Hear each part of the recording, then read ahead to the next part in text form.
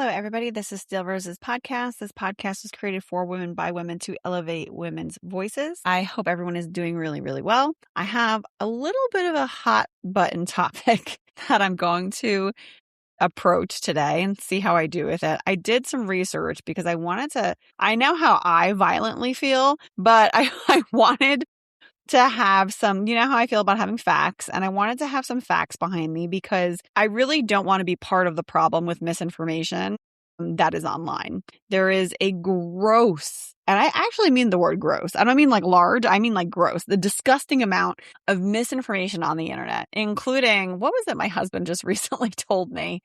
I think he said something to the effect of like, I forget. It was something that he saw on TikTok and then he regurgitated it to me. And I was like, that's not right. And he's like, no, it is. And I'm like, I'm telling you, you need to look that up. And sure as I'm sitting here right now, he looked it up and he was like, oh, all right, fine. And I'm like, I told you need to fact check. So this is one of those moments where I do want to reassure all of you, when I opinionate here, I'm going to opinionate, but I'm always going to give you the facts. And even if it's contradictory to my opinion, a little bit like this research brought up. So my daughters, when they were little, used to throw up all the time when they were babies. Babies throw up. Yes, they throw up all the time, but it was just like constant. Like, I mean, I got to a point where, pro mom tip, if your kid wets the bed a lot, or if your kid is puking a lot, even when you have babies at night and they're not puking a lot, I used to layer their beds when I would make them. So I would, on the base of the mattress, I would put doggy pee pads and I would cover that with a sheet. And then I would line that mattress again with doggy pee pads.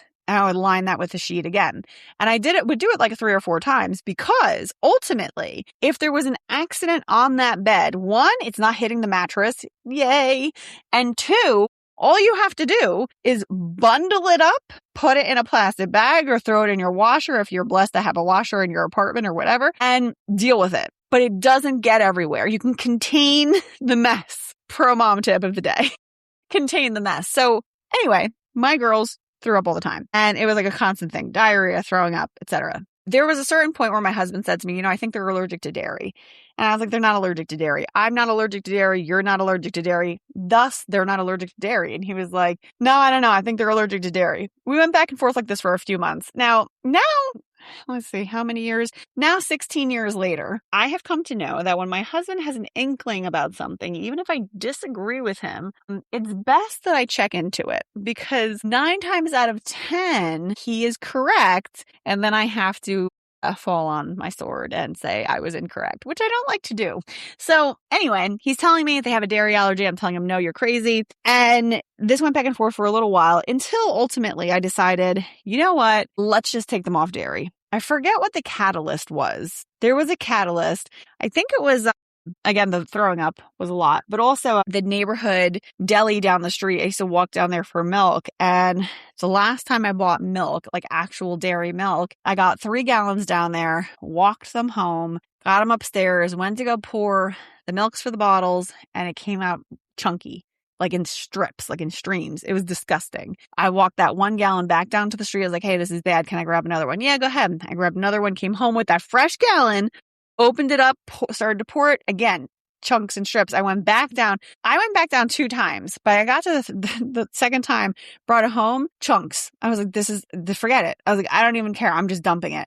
I dumped it. I opened up the other 2 in there. Same thing was coming out. And it was really weird. I've never seen milk do that before, because when milk sours, it's clumpy and you can smell it. This wasn't like that. I went to go pour it and it was coming out in this long, almost like hair. It wasn't hair, but it was this long strip. It was a very weird situation. So I was like, forget it. We're not doing milk anymore. We're going to go non-dairy. So we switched over to, at the time, almond milk. And we made the transition to almond milk. And ultimately, we got them off bottles pretty quickly after that. Anyway, again, my husband pushed that. He's pretty good at all these things. So he pushed that. So in this time when I'm getting them off of milk, I'm testing things out because I don't really know what they can and can't have, right? Because they're little. So we get them off that straight dairy. I'm like, is yogurt still okay? Yogurt's still okay. Yogurt they can digest pretty well. What about ice cream? No, ice cream's a no-go unless we're at home because they're going to go to the bathroom. So, okay, now I know what the parameters are. They can tolerate certain dairies. They can tolerate cheese, but they cannot drink milk. They just cannot. Something in the milk that really just agitates them. Ice cream too. Can't really do a lot of it. They can have a little bit, but then that's it. They really can't go past that, a very small portion. So we get them off dairy. And one of my aunts came to visit and she said to me, we were talking about it and I said, no, the kids don't have dairy anymore. I don't do that. They had an allergy. And she said to me, no, well, she said, oh, okay, well, you're supposed to introduce the dairy to them little by little because they really need calcium. And in order for them to grow, healthy and strong, they need calcium. So you have to reintroduce it little by little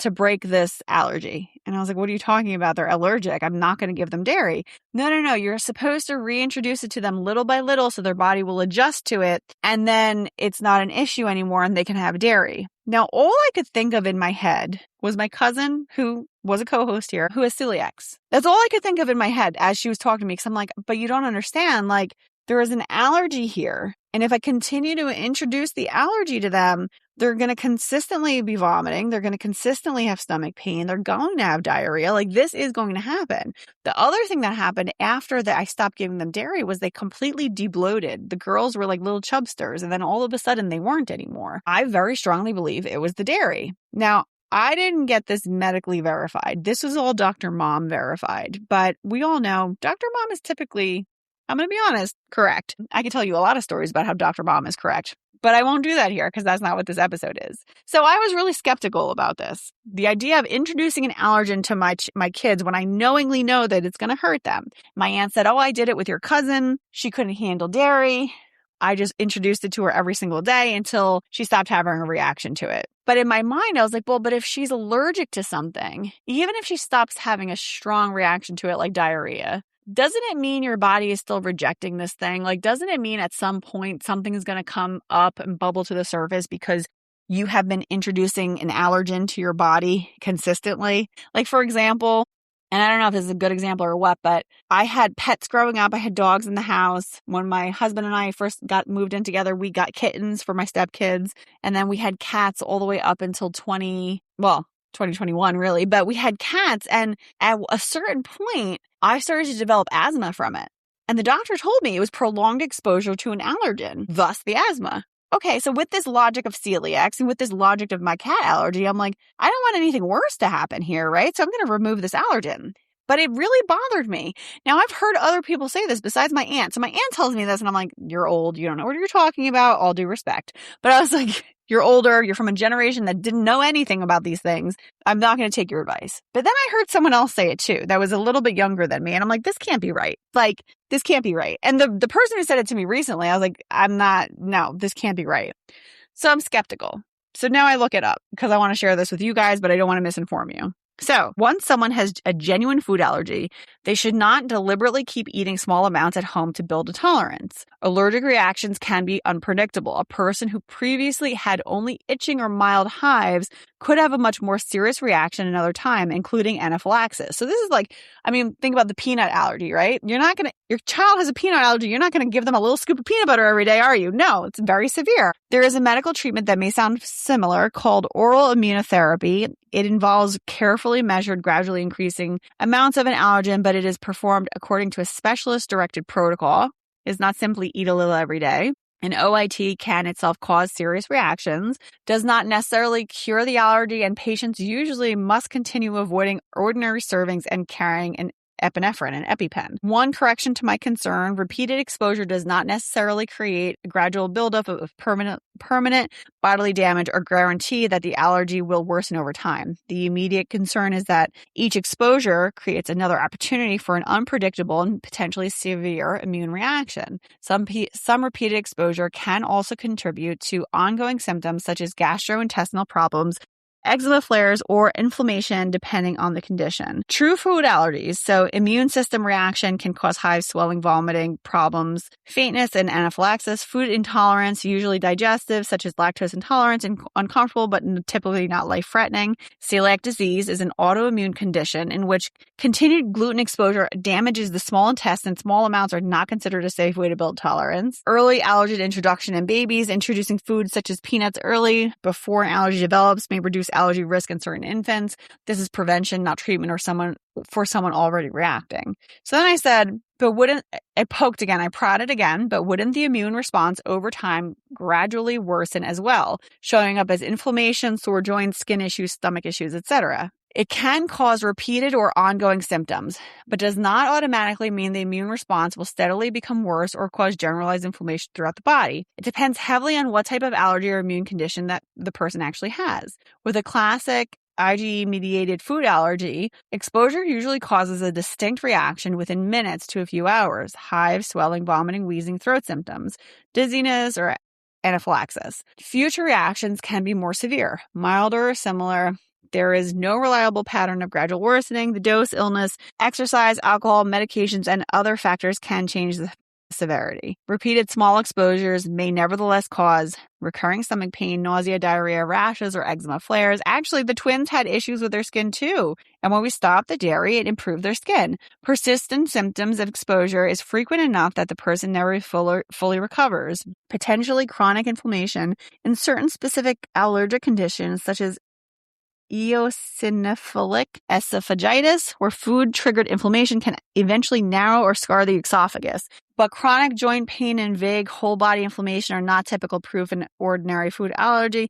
Listen, I'm going to be honest with you, my skepticism seems justified. So I wanted to read through this because I really wanted to make sure what I'm saying here is accurate. So my suspicions were not to continue to introduce a food allergen to my kids or to myself at this point, knowing that it's going to cause me a problem, knowing that it's going to cause issues later on down the line. Now, on a larger scale here, you could also course correct family disease with this information. If you know that your child is allergic to dairy, but nobody in your family has been diagnosed with a dairy allergy, most likely someone else has a dairy allergy and they just don't know. And I would bet money that that person probably has health issues. Now, I will point something out now too. My family, my immediate family, has chronic high blood pressure.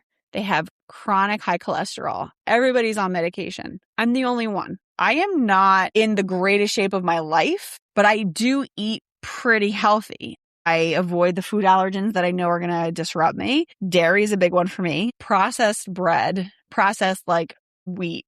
I'm not going to say gluten because I don't think gluten is really a thing for me, but I know certain things, like I cannot eat pasta. I can't, there's certain things I just cannot consume because it just makes me feel like crap. I follow my gut here. If I don't feel good after I eat it, I am not going to continue to eat it just for the sake of eating it. That doesn't make any sense. You can effectively change the course of your health. It does not matter if your whole family has heart disease. That doesn't matter. What matters is what you're putting in your body. If your whole family has heart disease and everybody's consuming steaks and sausage every single day up until they find out they have heart disease, I'm going to be honest with you, you could probably avoid heart disease. Like, the methods are there, but it is not something that is promoted by the healthcare industry. I'm not even going to go down that path. You know how deep I could go here. But dieting, and I don't mean dieting, I just mean a good, clean, healthy diet where you avoid the interior of the store and you just shop on the perimeter. That's your ticket. That's your ticket to a healthier life. And same with our kids. If we notice the allergy, remove the allergen. Like, let's go. Let's do this better. And if somebody is pressuring you to continue to introduce the allergen to build tolerance, flat out tell them, like, no, like this information is not correct. Now, they quote here, like when I search this up, they do talk about an oral immunotherapy protocol where people will do this. I don't know what case somebody would do this in, though. If you know this is bothering you, then why even go down that path? That boggles my mind. Look it up. I really, really want you guys to look this up. This is interesting stuff. And it actually is really helpful to know because especially, for yourself, not even if you have kids, like for you, your husband, like anybody, you want to be able to make the best health decision possible. And the only way you can do that is by staying informed. I hope you all enjoy this episode. This one's been on my list for a little while too, because it really irritated me. I am very grateful for all of you, and I hope I see you on the next one. Take care.